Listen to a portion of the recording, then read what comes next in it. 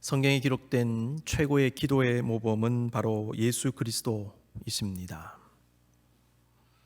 우리의 기도를 들으시는 하나님 그 자신이 되시는 예수님은 이 세상에서 제자들에게 친히 기도를 가르쳐 주셨고 공생의 내내 기도의 바탕을 둔 사역을 감당하셨습니다. 주님은 십자가 고난을 당하기 직전까지 기도하셨고요. 십자가에 달리신 상태에서도 기도하셨습니다. 기도로 사역을 시작하신 주님은 기도로 마무리하신 것입니다. 우리에게 굉장히 중요한 도전을 주는 것 같습니다. 중요한 것은 주님은 지금도 주님의 영이신 성령을 통하여 우리로 하여금 기도하게 하신다는 것입니다. 특히 주님을 기다리며 기도하게 하십니다. 오늘 본문은 사복음서 가운데 오직 요한복음에만 기록된 예수님의 기도를 담고 있습니다. 오늘 본문의 기도는 일반적으로 예수님의 대제사장적 기도라고 합니다. The High Priestly Prayer of Jesus, 이렇게 영문으로 이름 붙입니다. 이 타이틀을 붙인 사람은 16세기 독일 루테란 신학자인 키트라우스라는 분으로 알려져 있는데요. 이분이 대제사장적 기도라고 부른 이유는 아마도 예수님께서 하나님과 백성 사이에 중보자로서 섬긴 대제사장과 같은 역할을 하셨기 때문으로 생각해 볼 수 있겠습니다. 히브리서는 예수 그리스도를 대제사장이다 이렇게 선언합니다. 히브리서 4장 14절입니다. 그러므로 우리에게 큰 대제사장이 계시니 승천하시니 곧 하나님의 아들 예수시라 우리가 믿는 도리를 굳게 잡을지어다 그랬습니다. 우리가 아는 대로 요한복음 13장에서 17장까지의 말씀은 다락방 강화 혹은 다락방 설교라고 부르지요. 이것은 예수님께서 잡히시기 전에 다락방에서 마가 다락방에서 제자들과 마지막 유월절 만찬을 가지시고 그 자리에서 제자들의 발을 씻기셨을 때 하신 말씀으로 봅니다. 예수님은 그 다락방에서 제자들과의 이별을 앞두고 본문에 기록된 긴 기도를 드렸습니다. 루터와 함께 종교개혁 운동을 일으켰던 필립 멜랑흐톤이라는 사람은요, 이렇게 얘기했습니다. 아들이 아버지께 하나님께 바친 이 기도야말로 하늘에서나 땅에서나 우리가 들어온 것 중 가장 숭고하고 가장 거룩하며 가장 결실이 풍부하고 가장 탁월한 기도이다. 스코틀랜드의 종교개혁가 이 존 록스는 자신의 죽음이 임박한 마지막 순간에 자신의 아내를 불러서 요한복음 17장을 읽어달라고 했습니다. 그리고 몇 시간 뒤에 하나님의 부르심을 받았습니다. 이러한 이야기들은 오늘 본문이 교회 역사 속에서 얼마나 중요하게 다루어져 왔는지를 알게 합니다. 예수님의 대제사장적 기도는 하나님과 인간 사이의 중보자로서 자신을 대속 제물로 드리시며 하나님께 올린 헌신의 기도입니다. 예수님은 하나님의 영광을 위해 먼저 기도했습니다. 그리고 제자들을 위해서 기도했습니다. 그리고 제자들을 통해 주님을 믿게 될 미래의 성도들을 위해 기도하셨습니다. 예수님께서 십자가를 지시기 전에 제자들 앞에서 드린 이 헌신의 기도는 오늘을 살아가는 우리들에게 매우 중요한 메시지와 도전을 줍니다. 그 이유는 우리 역시 언젠가는 믿음의 여정, 사명의 여정을 마치고 이 세상을 떠날 것이기 때문입니다. 아울러 제자들에게 사역을 부탁하시고 그들을 남겨놓으시고 떠나신 주님처럼 우리에게도 우리의 대를 이어 신앙을 전수받고 우리의 사역을 이어받을 가족과 친구와 동료와 후배와 그리고 후손들이 있으며 더 나아가 우리를 통해 주님을 믿게 될 많은 사람들이 있기 때문입니다. 이런 의미에서 요한복음 17장의 기도는 우리도 드려야 할 기도로 이해하게 됩니다. 자, 예수님의 이 대제사장적 기도가 어떻게 구성이 되어 있을까요? 오늘 설교는요, 조금 성경 공부적인 그런 방법론도 조금 동원해서 좀 분석적으로 들어가도록 하겠습니다. 본문이 읽기가 그렇게 쉽지 않습니다. 그리고 여러 가지 메시지들이 섞여 있습니다. 그래서 하나하나 분리해낸 다음에 다시 재구성해서 제가 여러분에게 알려드리도록 그렇게 하겠습니다. 자, 먼저 전체 구성을 한번 보겠습니다. 1절부터 5절까지 성부 하나님의 영광을 위한 기도고요. 6절에서 19절까지 제자들을 위한 중보의 기도, 그리고 20절에서 26절까지 미래의 성도들을 위한 중보의 기도로 구성이 되어져 있습니다. 자, 먼저 성부 하나님의 영광을 구하신 주님이십니다. 1절에서 5절입니다. 1절과 4절, 5절 제가 읽겠습니다. 예수께서 이 말씀을 하시고 눈을 들어 하늘을 우러러 이르시되 아버지여 때가 이르렀사오니 아들을 영화롭게 하사 아들로 아버지를 영화롭게 하게 하옵소서. 아버지께서 내게 하라고 주신 일을 내가 이루어 아버지를 이 세상에서 영화롭게 하였사오니 아버지여 창세전에 내가 아버지와 함께 가졌던 영화로서 지금도 아버지와 함께 나를 영화롭게 하옵소서 그랬습니다. 예수님의 기도는 마가 다락방에서 여러 가지 말씀을 하신 이후에 마지막에 이루어졌습니다. 그래서 예수께서 이 말씀을 하시고라고 기록하고 있습니다. 예수님은 아버지여 때가 이르렀사오니 라는 표현을 통해 이제 곧 고난이 닥칠 것을 말씀하십니다. 예수님께서 자기를 영화롭게 해달라고 하신 말씀은요, 고난과 죽음을 통한 영화로움을 의미합니다. 예수님의 기도는 단순히 높아지고 영광스럽게 됨을 구하신 것이 아닙니다. 자신이 고난당하고 죽음을 통하여 인류 구원이라고 하는 하나님의 그 귀한 뜻과 사역을 감당함을 통해서 자기가 영화로워지고 그 영화로워짐을 통해서 하나님이 영광 받으시게 해 주시옵소서. 바로 그 기도입니다. 4절 보면 아버지께서 내게 하라고 주신 일을 내가 이루어 그랬죠. 아버지를 이 세상에서 영화롭게 하였사오니. 주님은 자신의 순종과 헌신을 통하여 하나님의 영광을 추구하셨다는 것입니다. 자기가 어떻게 영화로워졌습니까? 죽음을 통하여, 고난을 통하여, 그 영화로움을 통하여 성부 하나님이 영광을 받으시옵소서. 그것입니다. 주님의 기도는 우리가 가장 먼저 무엇을 추구하며 기도해야 하는지를 알게 합니다. 오늘을 살아가는 성도와 교회가 회복해야 될 중요한 기도 제목이 있습니다. 주님의 온전한 영광의 회복입니다. 누구보다도 주님을 영화롭게 하고 영광을 드려야 하는 성도와 교회 자신이 주님의 영광을 오히려 가리고 있음을 보게 됩니다. 우리는 외적이며 거창한 사역을 벌이기 이전에 근본적으로 하나님을 영화롭게 하고 그분이 온전한 영광을 받으시는 것을 추구해야 된다는 것입니다. 아무리 큰 일이라 하더라도 하나님의 영광을 가릴 수가 있고요, 아무리 작은 일이라도 하나님의 영광을 높일 수가 있는 것입니다. 우리는 나의 판단과 결정과 행동과 섬김 그리고 일상의 삶이 하나님의 영광과 관련이 있는가 없는가를 늘 고민해 보아야 합니다. 어떤 것을 결정할 때, 어떤 것을 판단할 때 이것이 과연 하나님의 영광과 어떤 관련이 있는가를 우리는 주목하며 성찰할 수 있어야 합니다. 하나님의 영광은 우리의 삶의 가장 중요한 기준이 되는 것입니다. 아울러 주님의 기도는 순종과 헌신이 하나님의 영광을 드러내는 것임을 깨닫게 합니다. 우리가 무엇으로 하나님의 영광을 드러낼 것입니까? 순종과 헌신입니다. 하나님의 영광을 높이는 것은 우리의 대단한 업적이나 성취라기보다는 하나님의 뜻을 위한 겸손한 순종과 헌신입니다. 그러므로 우리가 무엇을 잘해야 한다고 생각하기 전에 내가 하나님을 향해 어떤 마음을 가지고 어떤 자세를 가지고 주님의 뜻에 순응하느냐가 더 중요합니다. 여러분, 외적인 성취가요, 인생을 바꾸는 게 아닙니다. 정말 인생을 바꾸는 것은요, 우리의 마음과 자세입니다. 가만히 한번 생각해 보십시오.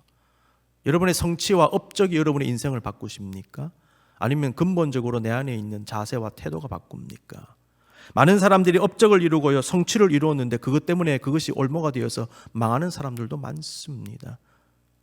우리 생각을 좀 달리 해야 할 것 같습니다. 자세와 태도가 인생을 바꿉니다. 본문에 기록된 예수님의 기도를 보면 고난과 고통에 대한 두려움이나 번민은 찾아볼 수 없습니다. 예수님은 눈앞에 혹독한 고난이 다가오고 있음에도 불구하고 소망을 가지고 담담히 그것을 받아들이고 있는 듯한 느낌을 가지게 됩니다. 무엇보다 예수님의 눈은 고난을 향해 있었던 것이 아니라 고난 그 너머에 있는 영광을 향하고 있었습니다. 고난은 하늘의 영광을 바라보며 극복하는 것입니다. 이 땅의 환난과 고통을 당하는 성도가 그것을 이길 수 있는 길 중에 하나는 하늘의 영광을 바라보는 것입니다. 말씀을 준비하면서 찬송가 한 곡이 생각이 났습니다. 445장 태산을 넘어 험곡에 가도 빛 가운데로 걸어가면 주께서 항상 지키시기로 약속한 말씀 변치 않네. 하늘의 영광, 하늘의 영광, 나의 맘속에 차고도 넘쳐. 할렐루야를 힘차게 불러 영원히 주를 찬양하리. 하늘의 영광, 하늘의 영광, 나의 마음속에 차고도 넘쳐. 여러분이요, 우리를 향해 예비하신 하나님의 영광을 바라보며 이 땅의 고난과 아픔과 슬픔과 수많은 압박감들을 견뎌내시고 승리하실 수 있기를 바랍니다. 그렇습니다. 성도는 우리 앞에 영광을 바라보며 지금의 고난을 극복하는 사람들입니다. 우리의 마음을 흔들고 삶을 무너지게 하는 고난을 당하더라도 성도를 위해 예비된 주님의 영광을 바라보며 극복하실 수 있기를 바랍니다. 주님의 영광을 온전히 구하십시다. 주님께서 우리를 위해 예비하신 영광을 바라보는 자는 환난과 고난 중에서도 승리할 것입니다. 예수님의 두 번째 기도입니다. 제자들을 위한 중보 기도입니다. 6절에서 19절까지입니다. 우리는 제자들을 위한 기도의 내용을 살펴봄에 앞서서 예수님이 이 제자들을 어떻게 이해하고 있었는가를 살펴볼 필요가 있습니다. 이 제자들에 대한 묘사가 등장하는데요, 본문에서 하나씩 떼어서 여러분에게 알려드립니다. 첫 번째, 성부 하나님께서 예수님께 주신 사람들로 표현되어 있습니다. 6절입니다. 세상 중에서 내게 주신 사람들에게 내가 아버지의 이름을 나타내었나이다. 그들은 아버지의 것이었는데 내게 주셨으며 그랬습니다. 성부 하나님이 예수님께 주신 제자들은 하나님을 알게 된 사람들입니다. 하나님의 이름을 나타내었다는 것은 하나님 자체를 알게 했다는 것입니다. 제자들은 성삼일체 하나님을 알게 된 사람들입니다. 여러분, 아무나 하나님 알 수 없습니다. 하나님은 하나님께서 계시해 주실 때만 알 수 있습니다. 하나님의 계시를 통해 하나님을 알게 된 것은 인간이 누릴 수 있는 가장 큰 복 중에 하나입니다. 예수님은 제자들에게 하나님을 알게 했다고 말씀하심으로 자신이 하나님의 계시의 역할을 하셨음을 드러내셨습니다. 그렇습니다. 예수 그리스도가 바로 하나님의 계시 그 자체입니다. 성도는 하나님을 알게 되었고 여전히 알아가고 있는 사람들입니다. 영성이란 하나님을 전인적으로 알아가는 겁니다. 우리를 창조하신 하나님은 소우주와 같은 우리의 존재에 깊숙한 곳에 들어와 내주하시며 우리 역시 성령을 통하여 광대한 우주보다도 더 크신 하나님의 영적 세계를 주님과 함께 여행하며 알아가고 있는 것입니다. 둘째로, 성삼일체 하나님을 믿고 아는 사람들로도 묘사하고 있습니다. 8절입니다. 나는 아버지께서 내게 주신 말씀들을 그들에게 주었사오며 그들은 이것을 받고 내가 하나님께 아버지께로부터 나온 줄을 참으로 아오며 아버지께서 나를 보내신 줄도 믿었사옵나이다. 제자들은 예수님이 하나님의 아들임을 믿고 아는 사람들이라는 것입니다. 이것이 중요한 이유는 당시에 그것을 믿지 않는 사람들이 많았기 때문입니다. 성도는 이 믿음과 알을 함께 가집니다. 이 둘이 함께 성장해 나가는 사람들입니다. 여러분, 그런 의미에서 참된 기독교 신앙은요, 맹목적이지 않습니다. 진정한 기독교 신앙은 전인적입니다. 믿으면서 더욱 알아갑니다. 알아감을 통해서 더 깊이 믿습니다. 이 진리가 오늘 본문에서도 등장합니다. 세 번째, 말씀을 받고 지키는 사람들로 묘사됩니다. 6절과 8절입니다. 그들은 아버지의 말씀을 지켰나이다. 나는 아버지께서 내게 주신 말씀들을 그들에게 주었사오며 말씀을 받고 말씀을 지키는 사람들입니다. 여러분, 제자들이 가진 특권 중에 하나는요, 하나님 말씀 받는다는 것입니다. 여러분 지금 하나님 말씀 받고 있죠. 여러분의 특권입니다. 우리는 지금 성도로서 말씀을 읽고 듣고 묵상하는 특권과 은혜를 경험합니다. 동시에 성령의 조명의 역사를 통하여 그 말씀을 깨닫는 은혜도 경험합니다. 중요한 것은 받은 말씀을 지켜야 한다는 것이지요. 그런 의미에서 말씀은 성도에게 특권이자 의무의 영역입니다. 예수님은 14절에서 말씀을 받은 제자들이 당할 고난도 언급하고 계십니다. 14절입니다. 내가 아버지의 말씀을 그들에게 주었사오매 세상이 그들을 미워하였사오니. 말씀을 주었는데 세상이 그들을 미워합니다. 이는 내가 세상에 속하지 아니함 같이 그들도 세상에 속하지 아니함으로 인함이니이다. 성도들이 핍박받는 이유는요, 세상에서 충돌을 경험하는 이유는요, 하나님 말씀을 따르기 때문입니다. 그걸 말씀하시는 거예요. 하나님의 질서가 있습니다. 하나님의 사고방식이 있습니다. 그런데 그것이 죄악된 세상의 사고방식과 충돌을 경험하는 과정에서 성도가 때때로 고난을 받을 수 있습니다. 말씀을 지키는 성도가. 그것을 말씀하시는 것이지요. 네 번째입니다. 예수님처럼 세상에 보냄을 받은 사람들이 제자들입니다. 18절입니다.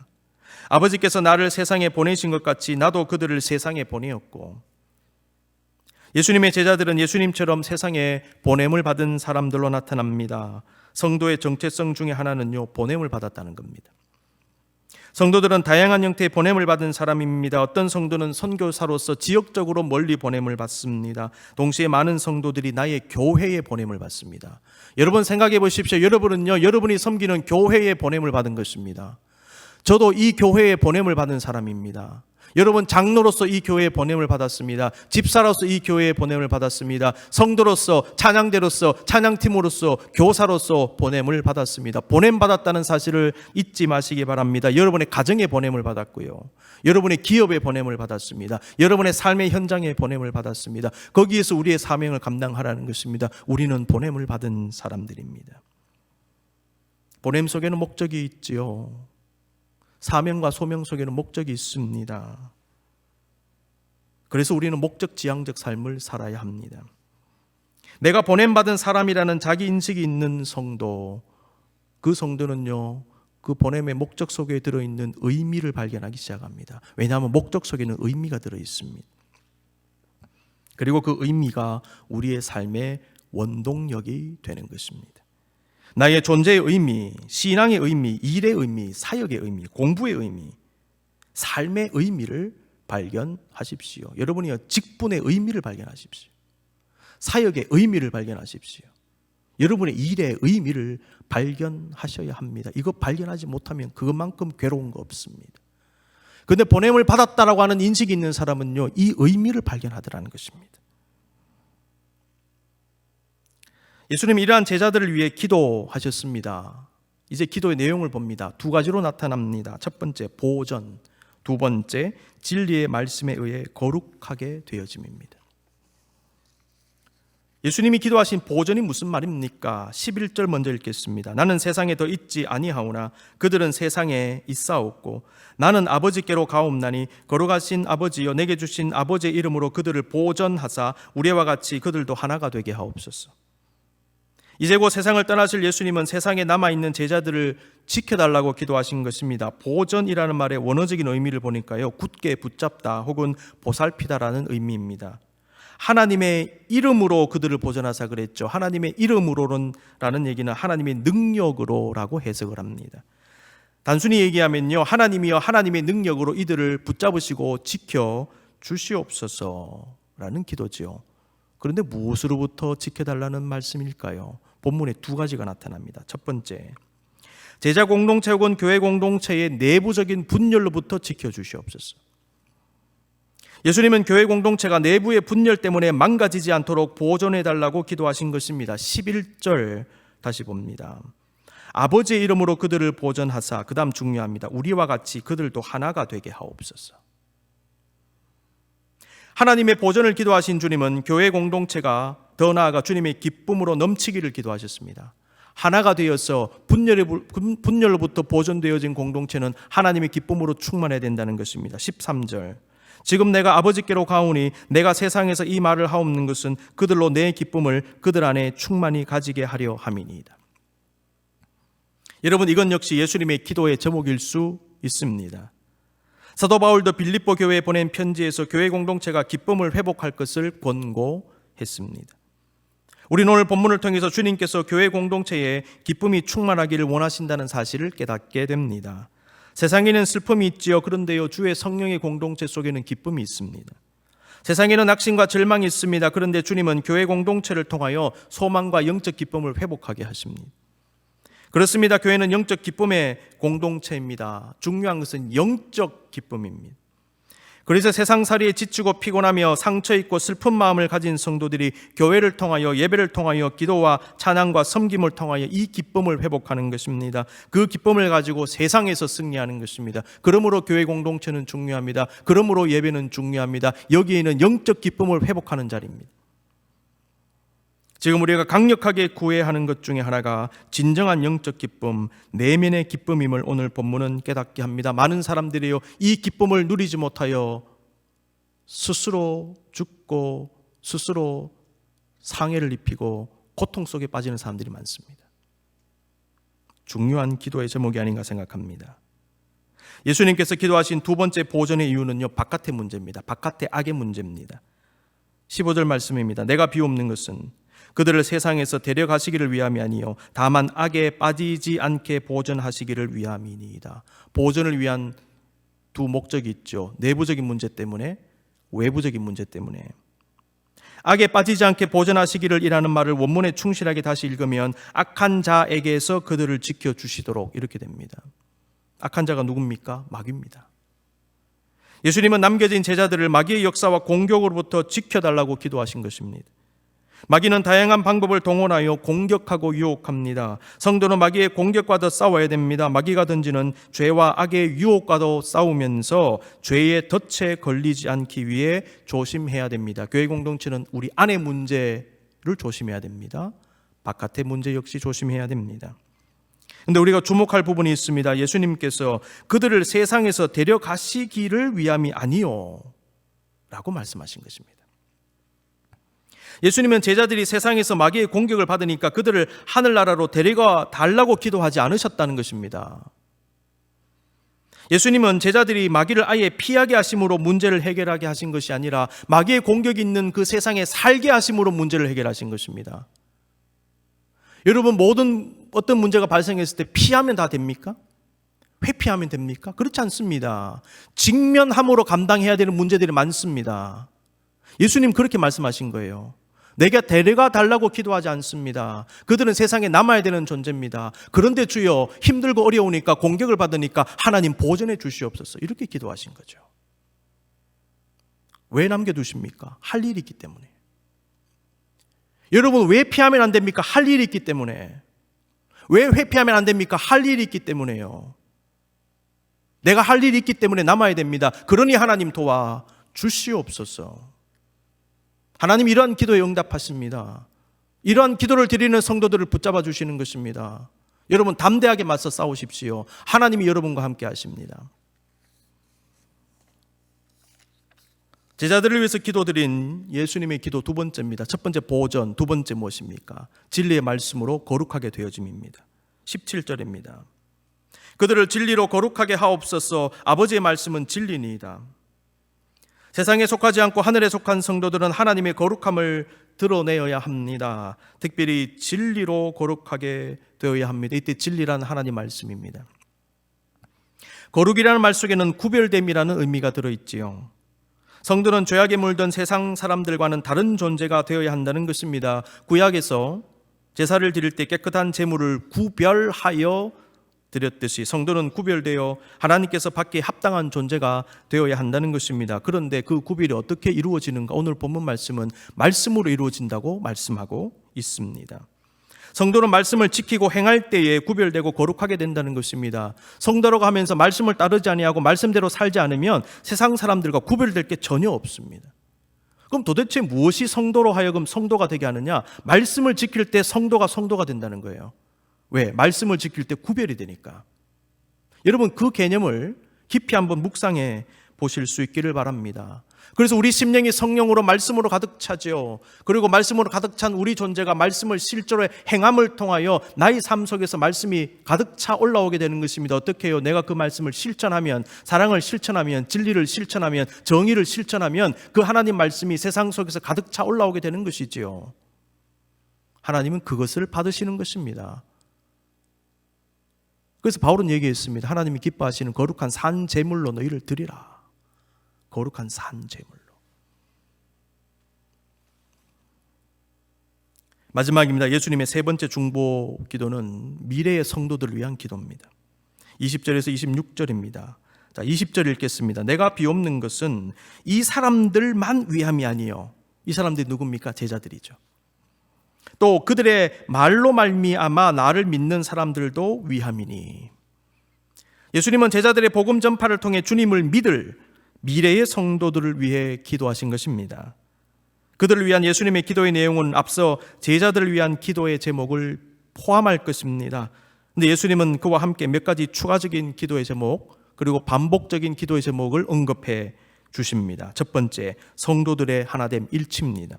22절, 내게 주신 영광을 내가 그들에게 주었사오니 이는 우리가 하나가 된 것 같이 그들도 하나가 되게 하려 함이니이다. 예수님의 기도는 교회와 성도의 일치를 구하는 기도였습니다. 주님은 온 세상에 흩어진 교회들이 예수 그리스도의 한 몸에 속한 형제요 자매임을 말씀하시고 그들의 일치를 구하신 것입니다. 일치의 근거는 무엇일까요? 성삼위일체 하나님입니다. 하나님이 하나인 것처럼 그들도 하나가 되게 하옵소서. 교회는 오랜 세월을 지나면서 지역과 문화와 전통에 따라 조금씩 다른 모습으로 만들어졌습니다. 어쩔 수 없이 다양한 교파와 교단으로 나누어질 수밖에 없었습니다. 그럼에도 불구하고 교회는 그리스도 안에서 하나가 되어야 합니다. 그런데 중요한 게 있습니다. 예수 그리스도께서 일치를 구하신 이유가 있습니다. 그 일치됨이 어떤 메시지를 전하기 때문입니다. 무슨 메시지입니까? 성부 하나님이 예수님을 보내셨다는 것을 알게 합니다. 두 번째, 하나님이 하나된 성도를 사랑하신다는 것을 세상이 알게 됩니다. 무엇을 통해서요? 교회가 일치되면. 여러분, 하나된 교회, 일치된 교회는요, 메시지를 전하는 교회가 된다는 거예요. 하나님을 전하고 하나님의 사랑을 전한다는 겁니다. 교회 일치와 연합은요, 선교적이라는 사실입니다. 반대로 교회가 분열되고 다투고 싸우면요, 반선교적이 되는 것입니다.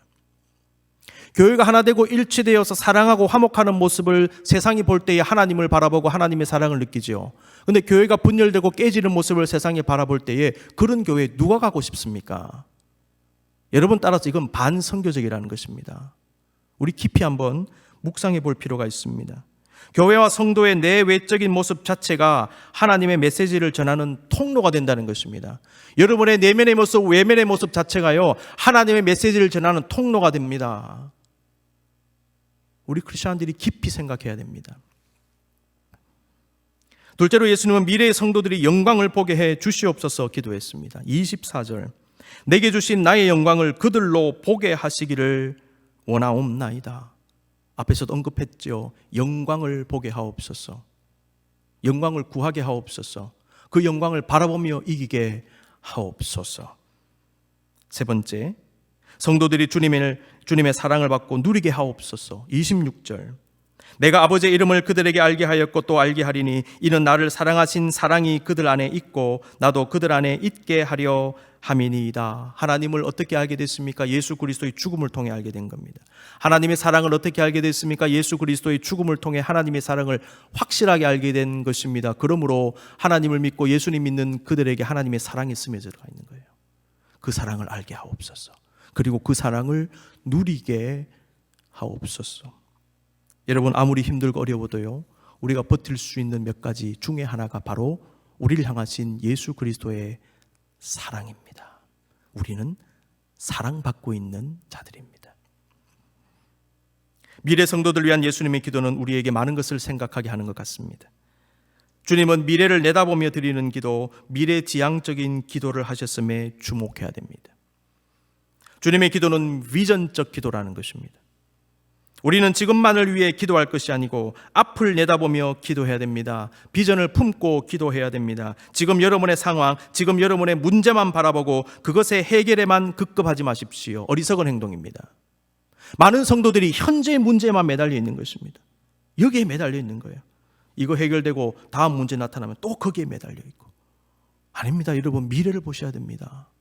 미래의 일을 위해 여러분이 영적인 투자를 하셔야 됩니다. 예수님은 미래 성도들까지 기도하셨습니다. 여러분, 미래를 위해서 기도하십니까? 여러분, 미래 자녀를 위해서 기도하십니까? 미래 배우자를 위해서 기도하십니까? 미래 여러분의 사역을 위해서 기도하십니까? 우리 교회의 미래를 놓고 여러분 기도하십니까?